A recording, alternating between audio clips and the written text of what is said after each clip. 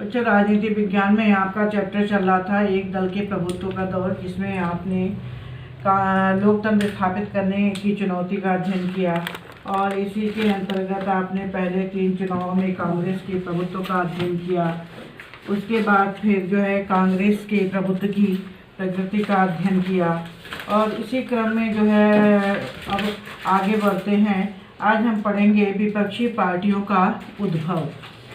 जैसा कि अभी तक आपने अध्ययन जो किया था तो 1952 के चुनाव में आपने देखा कि केवल कांग्रेस पार्टी ही थी सबसे आगे और उस समय जो है एक दूसरी और भी पार्टी थी, कम्युनिस्ट पार्टी, जो कांग्रेस के साथ विपक्षी पार्टी के रूप में खड़ी थी।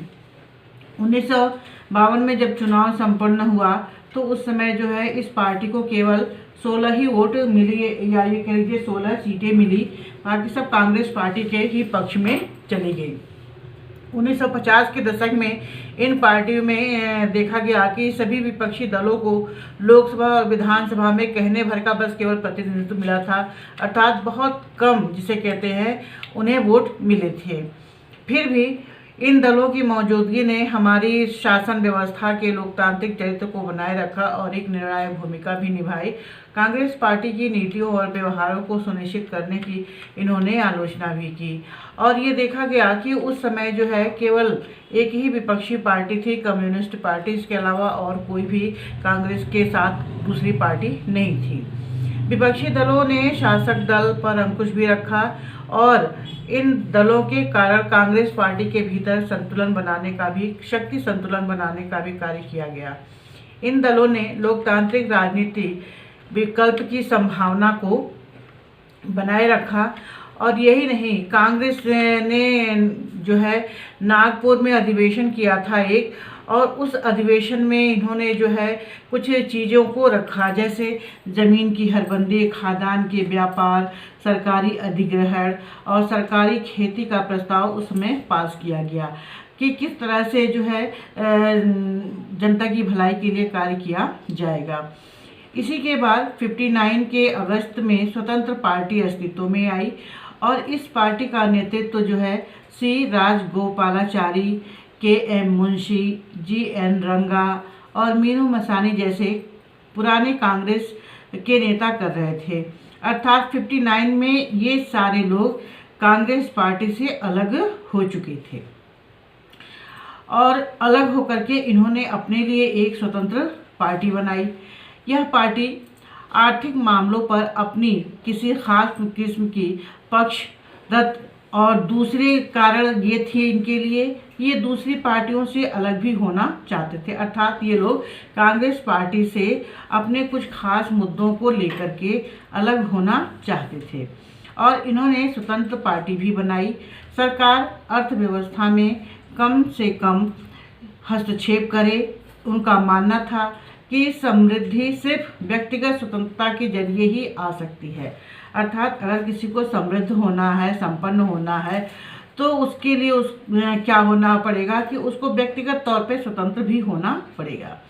स्वतंत्र पार्टी अर्थव्यवस्था में विकास के नज़रिए से किए जा रहे राजकीय हस्तक्षेप, केंद्रीकृत नियोजन, राष्ट्रीयकरण और इसी तरह के बहुत सारे काम थे जो वो चाहते थे कि वो अलग रह करके करें। अर्थव्यवस्था के भीतर सार्वजनिक क्षेत्र की मौजूदगी की वो आलोचना भी करने लगे।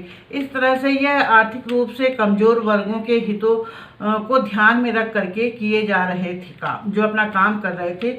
उनका कहना यही था कि हमें ज़्यादा से ज़्यादा जो है, जो लोग आर्थिक पक्ष से अर्थात आर्थिक दृष्टि से कमज़ोर हैं, उनके हितों के लिए काम करना चाहिए। स्वतंत्र पार्टी कृषि में ज़मीन की हरबंदी, सरकारी खेती और खाद्यान्न के व्यापार पर सरकारी नियंत्रण के विरुद्ध थी। मतलब जो सरकार हर चीज़ पे अपना नियंत्रण स्थापित करना चाहती थी, उन सब कामों के ये विरुद्ध थे। इसीलिए ये कांग्रेस पार्टी से अलग होकर के इन्होंने अपने लिए एक स्वतंत्र पार्टी बनाई। यह दल गुटनिरपेक्षता की नीति और सोवियत संघ से दोस्ताना रिश्ते कायम रखने को भी गलत मानते थे। उस समय भारत की जो है सबसे ज़्यादा दोस्ती किससे थी? सोवियत संघ से थी। तो ये लोग पहले भी ऐसा हो चुका था पंडित नेहरू के समय में कि उन्होंने चीन के साथ बहुत ज़्यादा दोस्ती और संबंध बनाए, जिसके कारण जो है चीन ने हमारे भारत के कुछ हिस्से हड़प लिए। तिब्बत, अक्साई चीन, इन सब चीज़ों को, क्षेत्रों को उसने हड़प लिया था। इसलिए 59 तक आते आते इनका विचार था कि कांग्रेस पार्टी जो है ऐसे लोगों से संबंध न बनाए ताकि चीन जैसा फिर कोई परिणाम सामने देखने को मिले। तो ये इसे गलत मानते थे। इससे संयुक्त राज्य अमेरिका से नज़दीकी संबंध बनाने की वकालत की। उसने कहा रूस से संबंध बनाने के बजाय अमेरिका से संबंध भी बनाने चाहिए। मतलब किसी एक पार्टी से नहीं बल्कि 2-3 देशों से संबंध बनाए जाने चाहिए। अनेक क्षेत्रीय पार्टियों और हितों के साथ मेल करने के कारण स्वतंत्र पार्टी देश के विभिन्न हिस्सों में ताकतवर बनती जा रही थी और स्वतंत्र पार्टी की तरफ से मुख्य रूप से जमींदार, राजे, महाराजे, ये लोग ज़्यादा आकर्षित हो रहे थे। मतलब जब स्वतंत्र पार्टी अस्तित्व में आई, कांग्रेस से कुछ लोग अलग होकर के जिन्होंने इसे बनाया, तो इनके कामों को देख करके काफ़ी लोग खुश भी हो रहे थे। और जो लोग खुश हो रहे थे उनमें सबसे ज़्यादा लोग कौन से थे? जमींदार थे और राजा महाराजा थे। हालांकि राजा महाराजा 59 के समय में तो नहीं थे, लेकिन उनका प्रभाव तो बना ही था। भूमि सुधार के कानूनों से इनकी मिल्कियत और हैसियत को खतरा मंडरा रहा था। मतलब सरकार ने ऐसा कुछ व्यवस्था कर दिया कि जितनी भूमि ये जमींदार लोग किसानों के और गरीबों के अपने कब्जे में कर लिए थे, उन्हें या ये कह लीजिए हड़प लिए थे, उनको वापस देने के लिए बात सरकार ने शुरू की थी। इसलिए उनको ये लग रहा था कि उनकी मिल्कियत, उनकी हैसियत पे अब खतरा मंडराने लग गया है। इससे बचने के लिए ये लोग स्वतंत्र पार्टी में शामिल होना चाहते थे। उद्योगपति, व्यवसायी वर्ग के लोग राष्ट्रीयकरण और लाइसेंसी नीति के भी खिलाफ थे। इन लोगों ने भी स्वतंत्र पार्टी का समर्थन किया। इस पार्टी का सामाजिक आधार बढ़ा और ये लोग जो है पहले तो संकुचित थे, मतलब छोटे पार्टी थी इनकी। जैसे जैसे इन्होंने अपने सरकार के कामों का विरोध करना शुरू कर दिया, वैसे वैसे इनके साथ और लोग भी आकर के जुटने लग गए और इनकी जो संकुचित पार्टी थी वो कैसी होने लग गई, अब उसका आधार बड़ा होने लग गया। इनके पास पार्टी सदस्य के रूप में समर्पित काडर की कमी थी और इस वजह से यह अपना मजबूत सांगठनिक नेटवर्क खड़ा नहीं कर पाए। लेकिन फिर भी इस पार्टी ने अपने अस्तित्व को बनाए रखा और जीवित रखा उसे। ऐसा करके इन दलों ने व्यवस्थाजन्य रोष को लोकतंत्र विरोधी बनने से रोका। इन दलों ने ऐसे नेता तैयार किए जिन्होंने आगे के समय में हमारे देश की तस्वीर बदलने और संवारने में अहम भूमिका निभाई। शुरुआत के समय में कांग्रेस ने देखा कि विपक्षी दलों के नेताओं के बीच में पारस्परिक सम्मान का गहरा भाव था, है ना। आपस में ये लोग एक दूसरे के साथ बहुत अच्छा व्यवहार करते थे। स्वतंत्रता की घोषणा के बाद अंतरिम सरकार ने देश का शासन संभाला और इसके मंत्रिमंडल में जो है उस समय पंडित नेहरू के मंत्रिमंडल में डॉक्टर भीमराव अंबेडकर, श्यामा प्रसाद मुखर्जी, ये लोग जो है विपक्षी नेता के रूप में देखे गए थे या कह लीजिए शामिल थे। जवाहरलाल नेहरू अक्सर सोशलिस्ट पार्टी के प्रति भी अपना इजहार व्यक्त करते थे, क्योंकि सबसे पहले कांग्रेस पार्टी ही थी। उसके बाद जितनी भी राजनीतिक पार्टियां बनी, उन सभी राजनीतिक पार्टियों में कोई न कोई व्यक्ति जो है कांग्रेस पार्टी का ही देखने को मिल रहा था। इसलिए पंडित नेहरू जो है सभी विपक्षी पार्टियों के प्रति अपने प्यार का इजहार करते दिखाई देते थे। उन्होंने जयप्रकाश नारायण जैसे समाजवादी नेताओं को सरकार में शामिल होने का भी न्योता दिया। जयप्रकाश नारायण के बारे में आगे हम विस्तार से पढ़ेंगे, लेकिन ये जो है ये भी राजनीतिज्ञ थे, लेकिन बाद में इन्होंने राजनीति से इस्तीफा दे दिया, संन्यास ले लिया कह लीजिए, और ये जो है सामाजिक कार्यकर्ता के रूप में कार्य करने लग गए थे।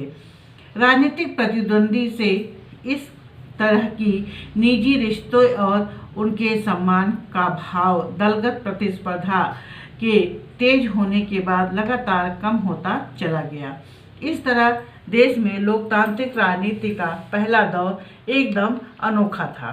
राष्ट्रीय आंदोलन का चरित्र समावेशी था, मतलब जो उस समय राष्ट्रीय आंदोलन हुआ था उस समय सभी धर्म के लोग इसमें सम्मिलित थे, इसलिए इसे समावेशी कहा गया।